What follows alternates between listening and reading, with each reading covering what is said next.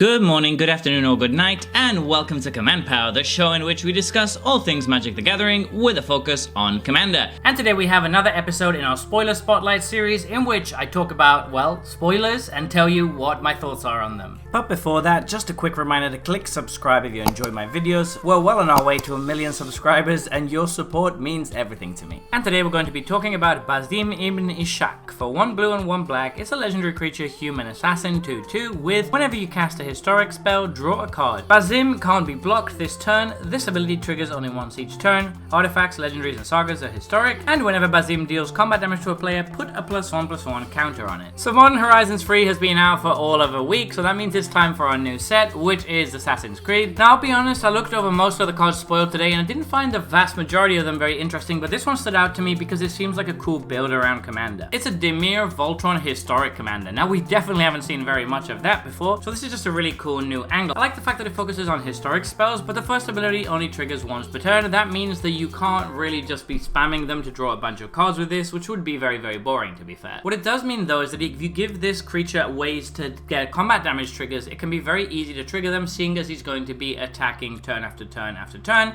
and very likely going to be unblockable every single turn. Since he's also growing himself every turn, that makes for a very interesting deck where your commander's going to get bigger and bigger and deal damage through combat, which, as we've mentioned, isn't something that we see in Dimir very often. So obviously the easiest way to build around this is through artifacts and equipment, because obviously those are historic and equipment is going to work very well in a Voltron strategy.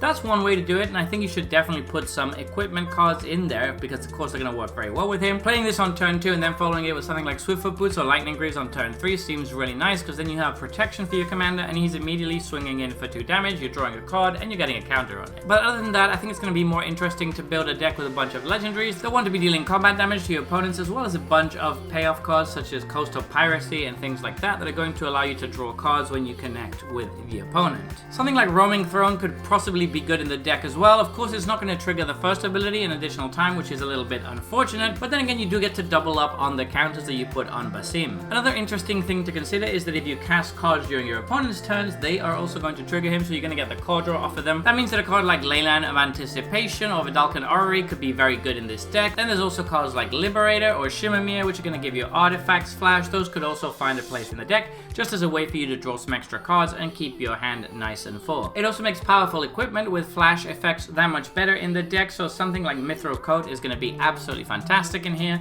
because you get to trigger your commander whilst protecting it during your opponent's turn. In any case, it seems like a really sweet build around that you could take in a couple of different directions, and that's exactly what I want out of my commanders. So I think I'll be building a deck around this one just because it's such an unusual commander. So there you have it. Those have been my thoughts on this new spoiler. What do you think though? Do you disagree with me, or do you think I got it right? Let me know in the comment section below. I always make sure to read all of your comments. And if you enjoyed this video, don't forget to click like or subscribe. It really helps the channel. And until next time, take care.